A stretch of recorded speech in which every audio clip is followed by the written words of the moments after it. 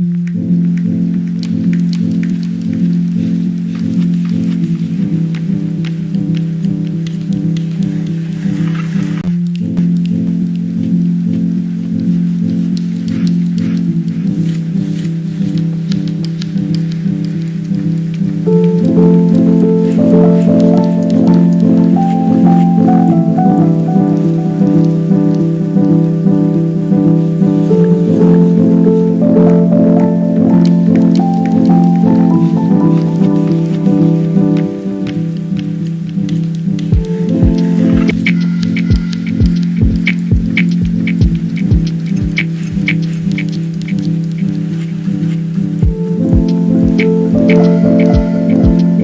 बहनों की लालची भाभी। करिश्मा, रेशमा और मनीषा तीन बहनें हैं। उनका एक भाई भी है, मयंक। मयंक अपनी बहनों को बहुत प्यार करता है, लेकिन मयंक की पत्नी सविता इस मामले में मयंक से बिल्कुल ही अलग है। वो अपनी ननदों का जितना बुरा कर सकती है उतना बुरा करती ही रहती है और अपनी ननदों पर हुक्म भी चलाती है। करिश्मा, करिश्मा, तुमने अभी तक नाश्ता नहीं बनाया? तुम्हारे भैया को ऑफिस जाने में देर हो रही है। हाँ भाभी, बस अभी बनाती हूँ। करिश्मा, तुम ये ढीलापन छोड़ दो। कल को पराये घर जाना है। वहाँ अगर तुम इस तरह से काम करोगी तो लोग क्या कहेंगे कि माँ ने और भाभी ने कुछ सिखाया नहीं। और तुम्हारी दोनों बहनें कहाँ है? रेशमा मार्केट गई है और मनीषा सो रही है। क्या? सुबह के 8 बज रहे हैं और ये महारानी अभी भी सो रही है? ये कहते हुए सविता अपनी सास दुर्गा देवी के पास जाती है। माँ जी, देख रही हो अपनी बेटियों के तौर तरीके? क्या हुआ बहू, सुबह सुबह क्या कर दिया मेरी बेटियों ने? अरे एक तो अभी अभी उठकर किचन में गई है, दूसरी सुबह सुबह बाहर चली गई और तीसरी अभी तक सो रही है। क्या करूं मैं इन तीनों का, मैं तो परेशान हो गई हूँ। जा जाकर उठा उसे और रेशमा से मैं बात करती हूँ। सविता सीधा मनीषा के कमरे में जाती है और उससे कहती है, महारानी जल्दी उठो, सूरज सर पर आ गया है। भाभी थोड़ी देर और सोने दो ना, मैं रात को लेट सोई थी। वो क्या ना, यूनिट टेस्ट चल रहे हैं। शराफत से उठती है या नहीं, या फिर पानी की भरी बाल्टी डालूं तेरे ऊपर? नहीं नहीं भाभी, मुझे बिस्तर में नहीं नहाना, उठती हूँ मैं। मनीषा जल्दी से उठकर बाथरूम में चली जाती है। सभी आराम से बैठकर नाश्ता कर रहे होते कि तभी रेशमा बाजार से हाथ में सामान लिए आ जाती है। रेशमा को देखते ही सविता उस पर बरस पड़ती है। लो, आ गई महारानी। ऐसा भी क्या सामान लाना था जो सुबह आंख मलते ही बाजार की तरफ रवाना हो गई? भाभी, कल आप ही तो चीख रही थी कि घर का सारा सामान मुझे ही लाना पड़ता है, घर में किसी को भी किसी काम से कोई लेना देना नहीं है। अब मैं बाजार जाकर सामान ले आई तो आपको इस बात से भी तकलीफ हो रही है? देख रही हो माँ जी, अपनी बेटी की जुबान कैंची से भी तेज चलती है। और मयंक, आप तो कुछ कहेंगे नहीं अपनी लाडली बहन को? रेशमा, अपनी भाभी से ऐसे बात नहीं करते। चलो माफी मांगो। भैया, मैं क्यों माफी मांगू? आप भाभी से बोलिए ना कि हम पर कम हुक्म चलाया करे। हम इस घर की बेटियां हैं और आपकी पत्नी की ननद है, नौकरानी नहीं। लो कर लो बात। इनकी भलाई के लिए कुछ भी बोलो तो इन्हें बुरा लग जाता है। इस घर में यही इज्जत है मेरी। देख लो माँ जी, आपकी बेटी किस लहजे में मुझसे बात कर रही है। सविता वहाँ से चली जाती है। मयंक को बहुत गुस्सा आता है, वो भी वहाँ से चला जाता है। फिर करिश्मा रेशमा को समझाती है, रेशमा, तुम्हें भाभी से माफी मांग लेनी चाहिए थी ना। लेकिन दीदी, मैंने कुछ किया ही नहीं, तो मैं माफी क्यों मांगू? हाँ करिश्मा दीदी, रेशमा दीदी जैसे ही घर में आई भाभी ही उन पर चिल्ला रही थी। हाँ, मैं मानती हूँ कि गलती भाभी की थी। मैं तो इसलिए बोल रही हूँ कि भाभी ने माँ को तो पूरी तरह अपने वश में कर लिया है। वो हमारी बात सुनती ही नहीं। मयंक भैया हमारे लिए हमेशा खड़े रहते हैं, इसलिए उनकी बात का मान तो तुम्हें रखना चाहिए था ना। कोई फायदा नहीं दीदी, कुछ दिनों की बात और है, भाभी उन्हें भी हमारे खिलाफ भड़का देंगी। फिर वो भी माँ की तरह हमारी किसी बात का विश्वास नहीं करेंगे। इसी तरह सविता अपनी तीनों ननदों को किसी न किसी बात पर परेशान करती रहती थी। एक दिन मयंक अपनी तीनों बहनों के लिए गिफ्ट लाया। क्या रेशमा, ये तुम्हारे लिए हार का सेट। रेशमा, तुम्हारे लिए सुंदर सी ड्रेस। और मनीषा, तुम्हें किताबें पसंद है ना, तुम्हारे लिए किताबें लाया हूँ। थैंक यू भैया। थैंक यू भैया। थैंक यू भैया। करिश्मा, तुम्हारा नेकलेस कितना सुंदर है, ये भैया कहाँ से ले आए होंगे? मैंने भैया को 3 दिन पहले फोन पर ये डिजाइन दिखाया था और आज भैया ये ले आए। सविता तो अपनी ननदों के गिफ्ट्स देखकर जल गई और करिश्मा का नेकलेस तो उसे भी बहुत पसंद आया था। अपनी बहनों के लिए कितना अच्छा नेकलेस लेकर आए हैं, मुझे कभी कोई गिफ्ट नहीं दिया।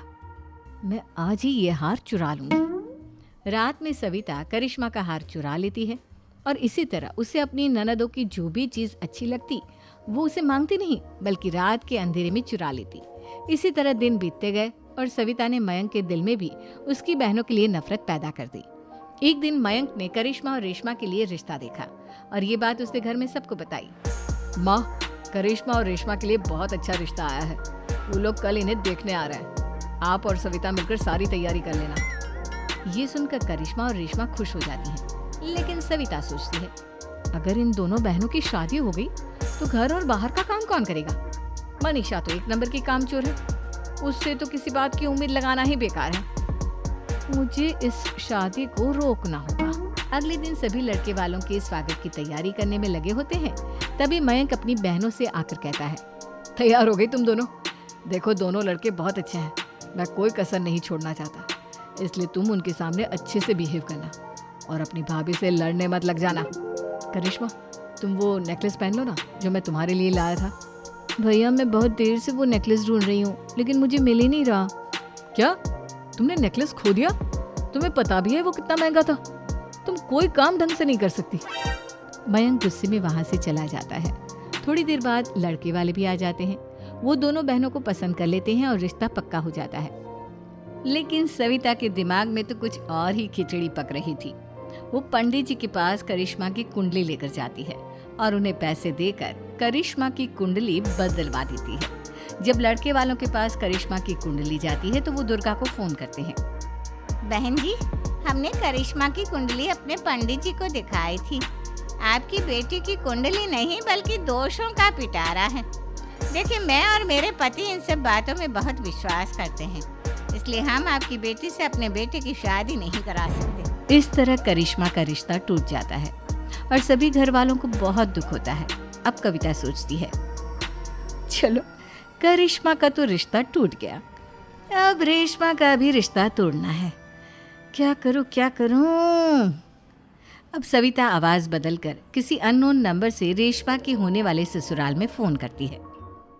हेलो, मैं कौन हूँ कौन नहीं ये आपके लिए जानना जरूरी नहीं, बस इतना सुन लो कि रेशमा का 2 साल से किसी के साथ अफेयर चल रहा है। बस रेशमा का रिश्ता तोड़वाने के लिए सविता का इतना कहना काफी था। अब रेशमा का भी रिश्ता टूट गया। जब कोई है ही नहीं तो कहाँ से लाऊं मैं कोई लड़का? तो तेरे होने वाले ससुराल वालों को फोन किसने किया था? माँ, मैं नहीं जानती किसने फोन किया था, मैं सच कह रही हूँ। मैं तो पहले ही कह रही थी इसकी लगाम खींच कर रखो, लेकिन मेरी सुनता ही कौन है। आप चुप रहिए भाभी, ये सब आपका ही किया धरा है। अब तीनों बहनों को विश्वास हो जाता है कि ये सब उनकी भाभी ही कर रही है। तीनों बहनें अपनी भाभी को सबक सिखाने के लिए एक वकील कर लेती है और घर में हिस्सा मांगा। देखो भैया, माँ बाप की जायदाद में जितना बेटों का हक होता है उतना ही बेटियों का, इसलिए इस घर के 4 हिस्से होंगे और हमें अपना हिस्सा चाहिए। मैंने तुम्हारे लिए क्या क्या नहीं किया और तुम इस घर में हिस्सा मांग रही हो? भैया, आप और माँ हम बहनों की कोई बात नहीं सुनते हो और भाभी हमारी शादी नहीं होने देगी क्योंकि उन्हें लगता है कि आप हमारी शादी में ज्यादा पैसा लगाओगे और उन्हें हम जैसी फ्री की नौकरानी कहाँ मिलेगी। तो हम भाभी के साथ तो रह नहीं सकते, हम बहनों को अपना हिस्सा चाहिए। अरे तुम्हें शर्म आनी चाहिए अपने भाभी पर ऐसा इल्जाम लगाते हुए।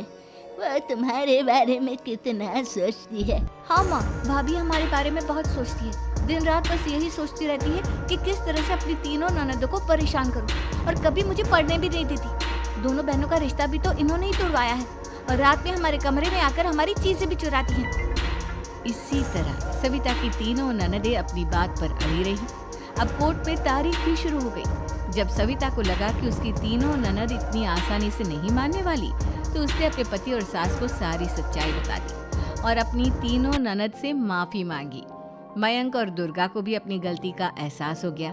अब सविता खुद करिश्मा और रेशमा के लिए अच्छा रिश्ता ढूंढती है और उनकी शादी करवाती है।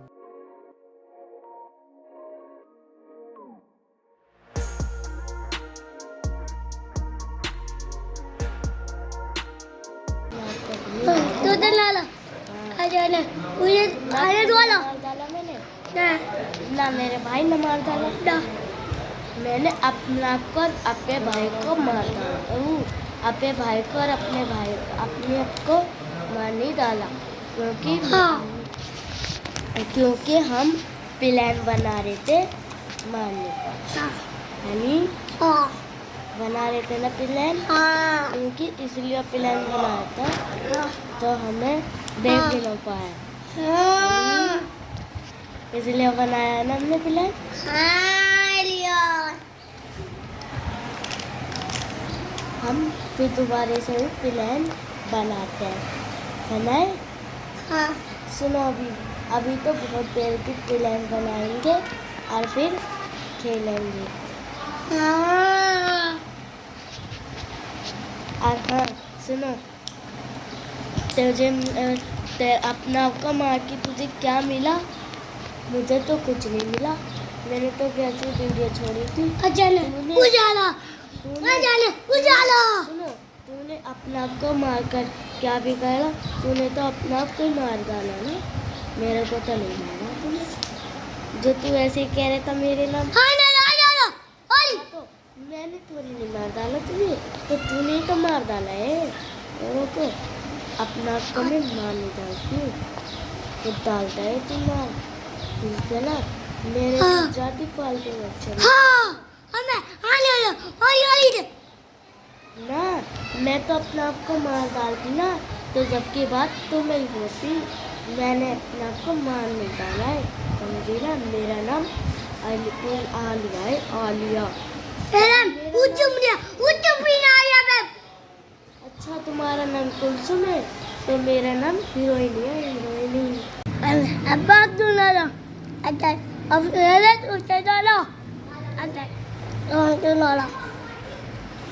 ये देखो, मेरे भाई ने किसी को नहीं मारा है। वो वैसे था कि मैंने अपने आप को नहीं मार डाला। मैं झूठे के नाम देता है, वो कहता है कि तूने भाई को मार दिया, मुझे मार दिया, कि मैं अपने आप को नहीं मार सकती। मैंने अम्मी ने कही थी कि वीडियो बना के छोड़ दी, तो मैंने वीडियो बनाकर छोड़ दी। इसलिए अम्मी कह रही थी कि वीडियो बना के ऐसे छोड़ दे कर रही थी, तो मैं इसलिए वीडियो बना कर छोड़ दी। अपने आप को ही तो मारा है, और किसी को तो नहीं मारा मैंने। तो जिसे मारती मैं, उसे ही तो पता चलता।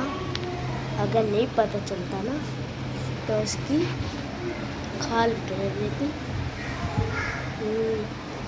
पता तो किसी को नहीं चले, क्योंकि वीडियो काट दी। इस फोन में ना वीडियो पता नहीं कैसे करनी, मैंने इस वीडियो को काट दी। मैंने अपने आप को नहीं मार डाला, मैंने जो है ना झूठ बोलकर वैसे ही छोड़ रखी है वीडियो। मैंने जो है ना क्या नाम है, मैं वैसे वीडियो बनाती थी, मैंने जो है ना वैसे वीडियो बना के वैसे छोड़ देती कि अपनी कैरी में मुझे वीडियो बना के अपनी छोड़ दी, तो मैंने छोड़ दी। एक और